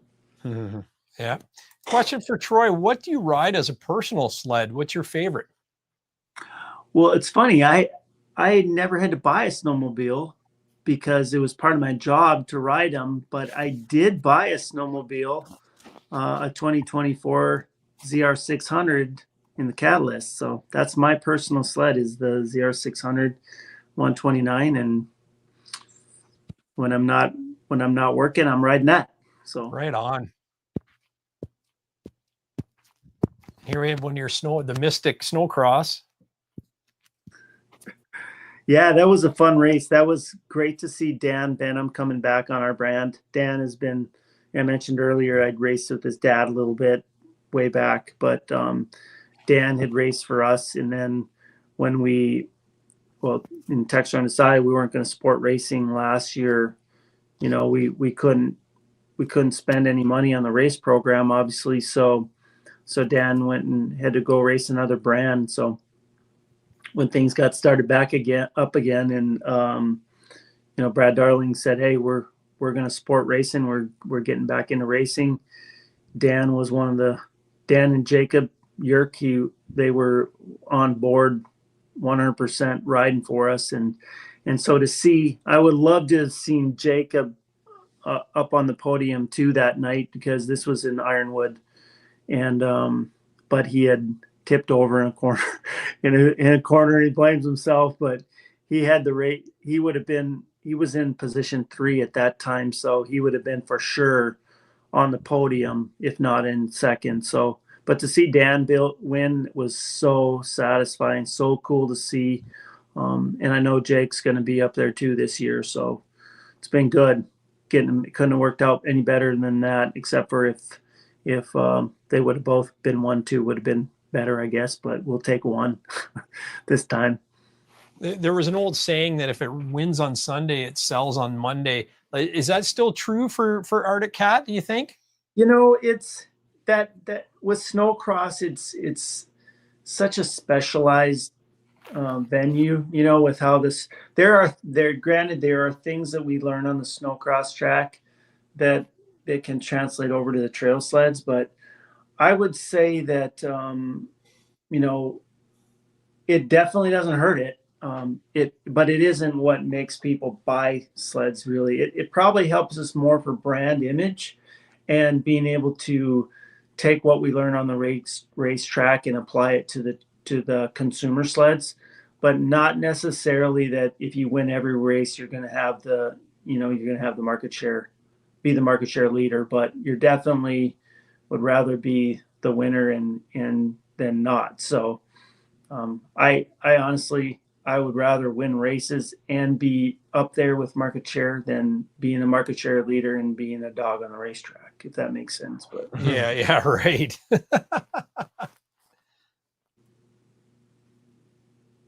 yeah, and that's a shot of Roger and Brad and announcing Roger coming back and being a part of, our ambassador team and stuff, and going, he's the guy. He'll be going to races and going to different events, and people love talking to Roger. He's a charmer. Oh, he must have a story for every scenario.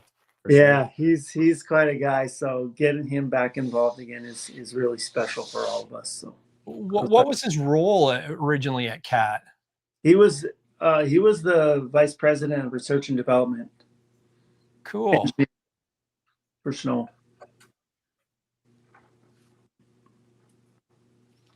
Oh, there's a good shot of the 858 motor right there. The power steering. The power steering on it. Yeah.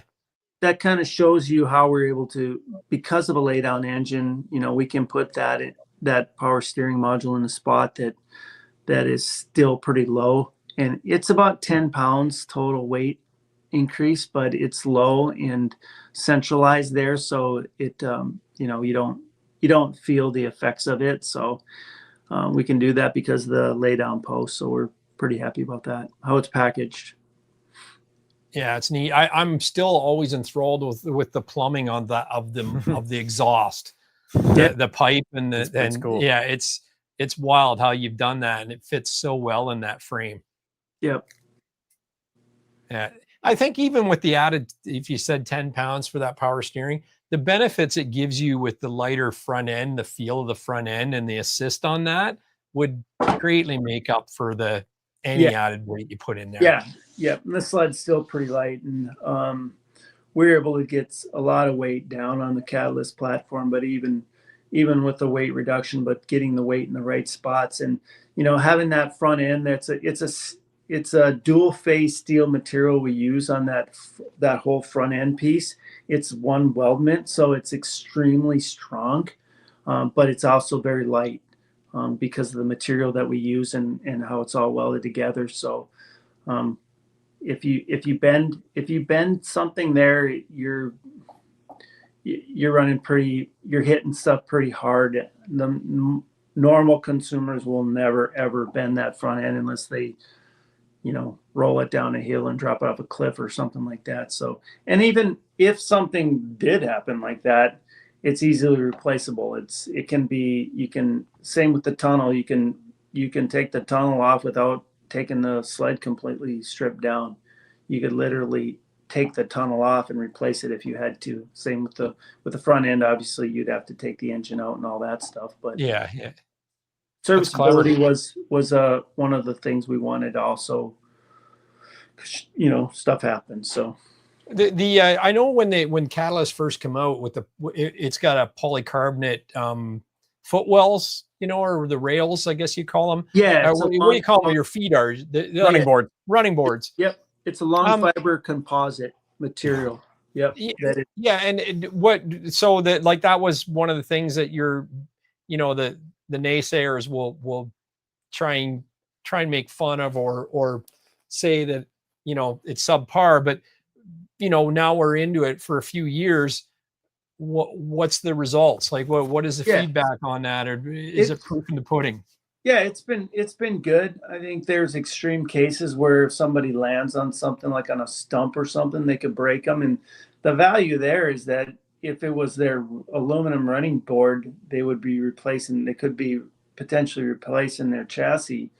With that composite, you can replace it super easy. I mean, you could do it on the trail if you needed to, but the back corners, I think we've had maybe a couple issues where if somebody has been super aggressive, but for the most part, I haven't heard much about negativity on the running boards from a durability standpoint. So as we go through a lot of testing, because we're not going to put something on there if it's not strong.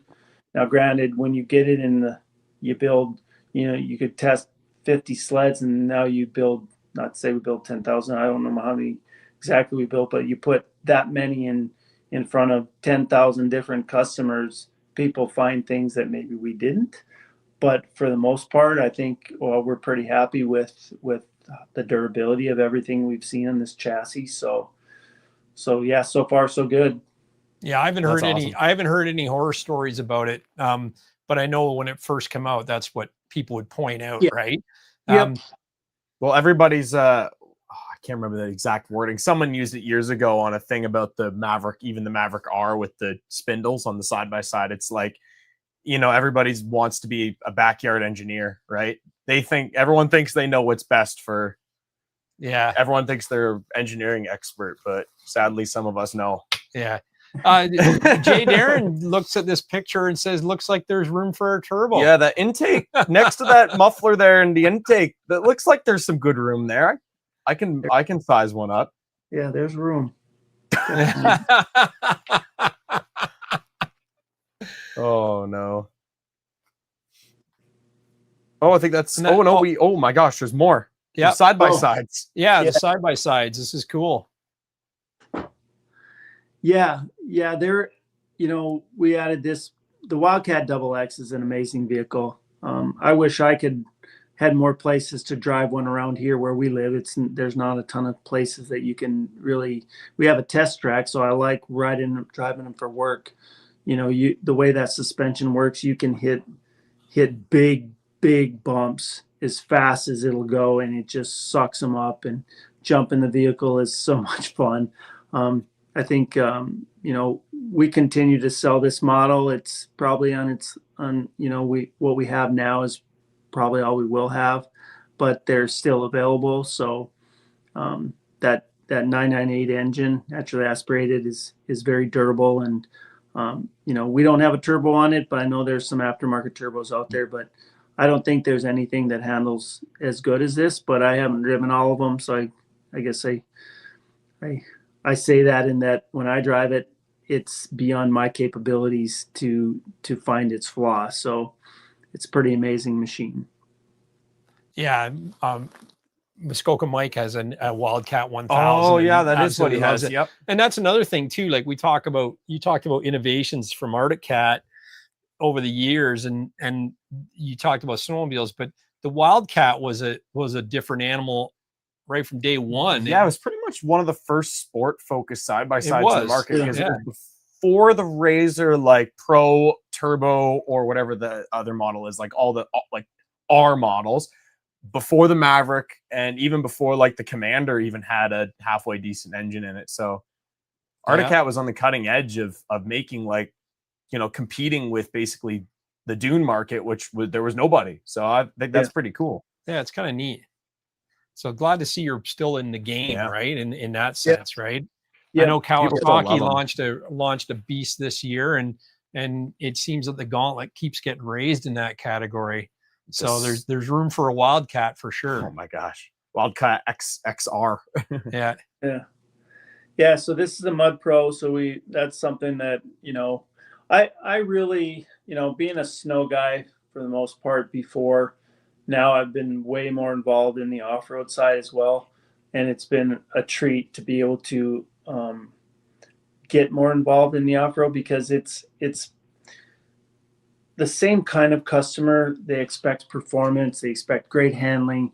You were showing the Mud Pro, but the style is very Arctic Cat looking style. But just how that frame works with, where the engine is positioned on the new Altera, it screams handling. It's the balance of the whole vehicle, getting it further back, and just how it's balanced front to back.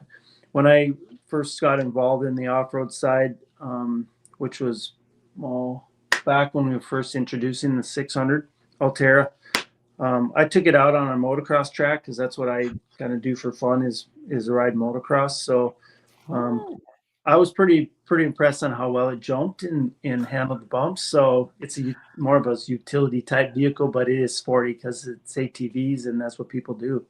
Maybe don't launch it, but they're going to expect they're going to hit a jump or two. So I thought it handled extremely well, and it's pretty. I think it's a little underrated myself, but I think it's a pretty amazing vehicle. So been Right excited on. for that too.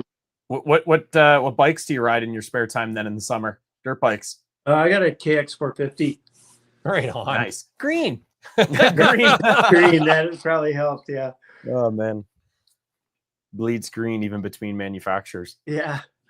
Yeah. And then, okay. And this is a new model for us with the Prowler Limited is what we're calling it. So it's a fully cabbed unit with heat. So the value of this obviously is, especially for our territory around here, you know, getting some heat in the wintertime and in the fall when it gets chilly.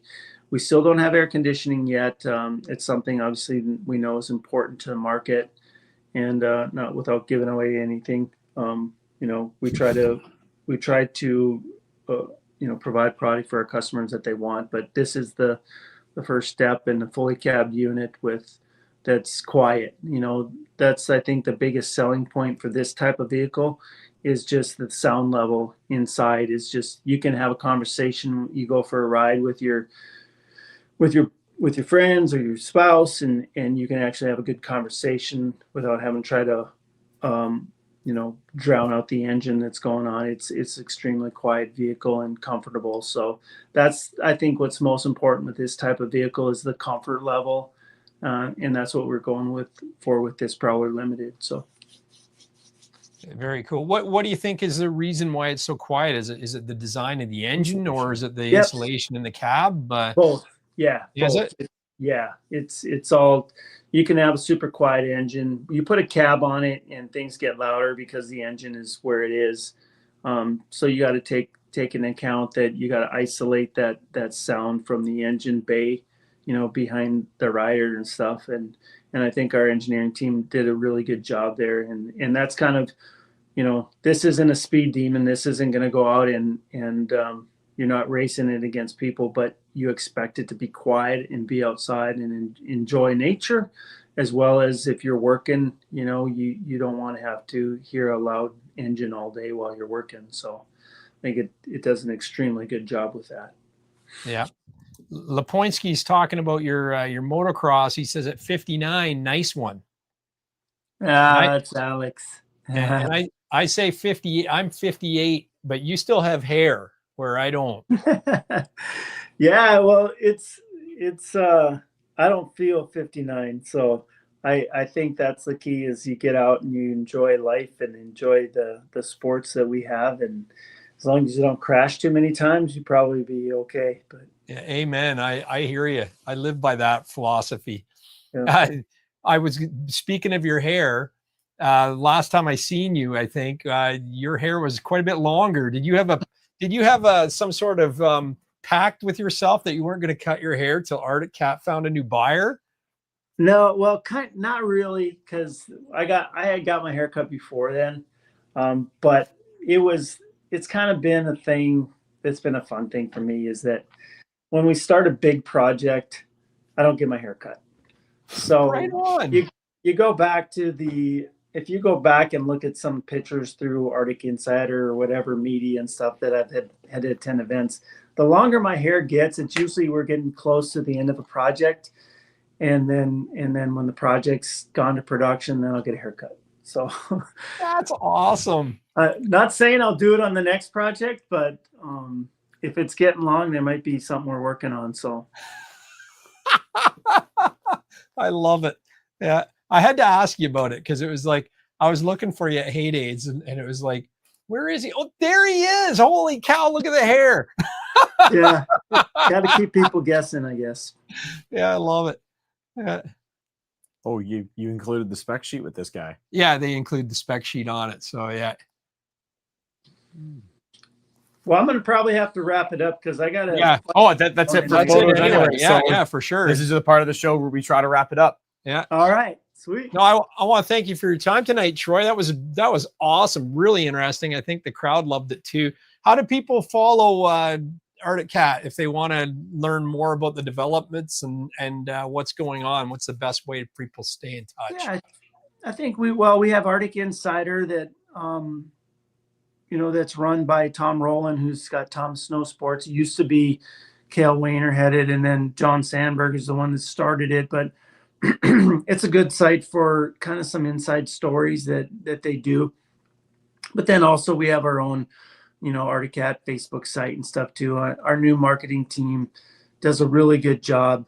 We've got John Pruzak now that's part of our company, which is so nice to get John on board because he's been part of the industry. He's in the Snowmobile Hall of Fame. He's helps get the word out on our product now too. So John will continue to provide stuff out there and to the media as well as our website and stuff. So we got a pretty kick-ass marketing team that is going to continue to help us. So we're excited about that. That's great. We have a great show tonight from Uncle Buck. Great podcast, guys. Great show. Good information. Very interesting. Chris Watson says, great show. All the best in 26 with all Arctic Cat, model year 27 too. Renegade X850, great show. Enjoyed it. Thank you so much for your time. And thanks everybody for putting up with the technical difficulties at the start. It happens, happens with the best of us, right? Yeah. So, and we did. So, and we can't run an outro. Is that what you're saying, Drew? Yeah, no, we can't run an outro. So we'll just end it at that.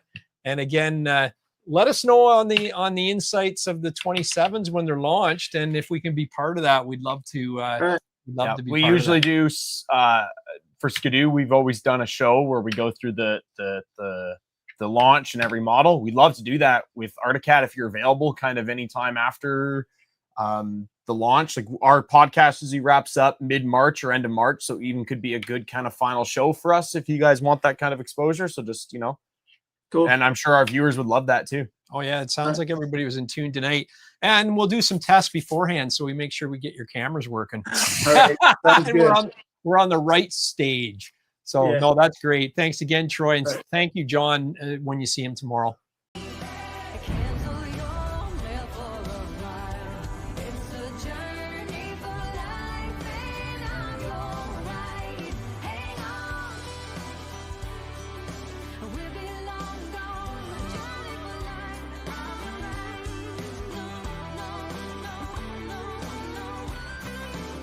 It's a journey